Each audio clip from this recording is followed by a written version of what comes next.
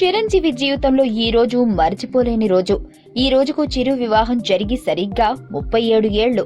1980 ఫిబ్రవరి 20న మద్రాసులో ఉదయం 10:50 చిరంజీవి వివాహం అల్లు రామలింగయ్య కూతురు సురేఖతో జరిగింది. అదే రోజు 6 నుంచి 8 గంటల మధ్య రిసెప్షన్ కార్యక్రమం జరిగింది. వైవాహిక జీవితంలో ఎన్నో మధుర స్మృతులు, ఎన్నో విజయాలను చిరంజీవి అందుకున్నారు. కెరియర్లో వరుస హిట్స్ కొట్టి చిరు ఆ తర్వాత రాజకీయాల్లోకి వెళ్లారు.